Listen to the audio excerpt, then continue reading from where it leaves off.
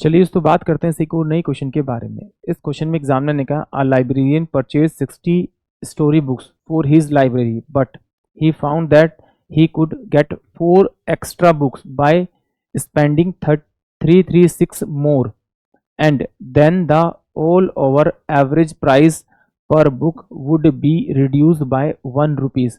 The previous average price of each book was, यानी कि examiner पूछ रहा है कि इसका प्रीवियस एवरेज क्या था।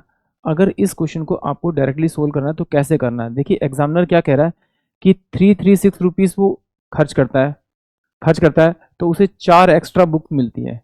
तो सिंपल सा आपको कुछ नहीं करना, उसका जो प्राइस रिड्यूस हो रहा है कितने से रिड्यूस हो रहा है, 1 से रिड्यूस हो रहा है। तो इस 1 को आप टोटल से मल्टीप्लाई कर दिया, यानी टोटल पुस्तक की वैल्यू से मल्टीप्लाई कर दी, यानी कि टोटल जो बुक होंगी लास्ट में वो 64 होगी, उनका एवरेज जो घट रहा है वो 1 से घट रहा है, यानी कितना घट रहा है, 64 रुपये घट रहा है। तो 64 रुपये को आप 336 में आप ऐड कर दिए, 336 में आप ऐड कर दीजिए, तो सम कितना आएगा आपका 400।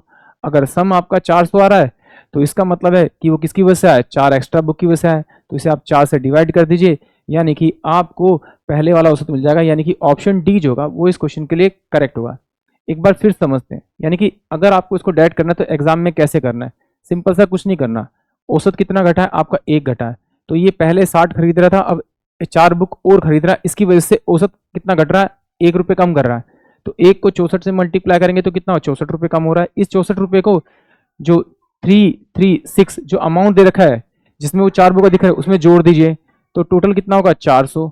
ये 400 रुपये में कितनी आएंगे, 4 बुक आएंगे, तो 4 से अगर से आप डिवाइड करेंगे तो टोटल आपको पहले वाला औसत मिल जाएगा, यानी कि ऑप्शन डी इस क्वेश्चन के लिए करेक्ट होगा। यानी कि एग्जाम में तो आपको ऐसे ही करना है।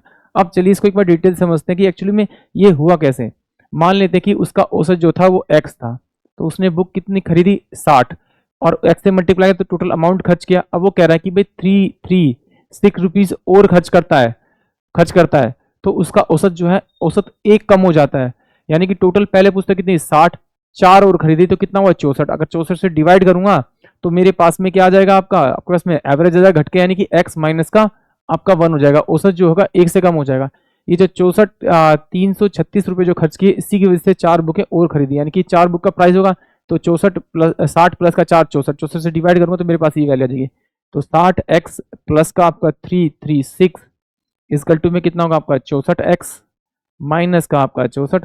देखिए इसको इधर भेज देते हैं तो ये मेरे पास में कितना हो जाएगा आपका 4x, इसको इधर भेजेंगे तो कितना हो जाएगा आपका 400, बराबर में x की वैल्यू कितनी आ गई आपकी 100। यानी कि ऑप्शन जो आपके पास में डी होगा वो इस क्वेश्चन के लिए करेक्ट होगा। आई होप आप सभी को क्वेश्चन समझ में आया होगा।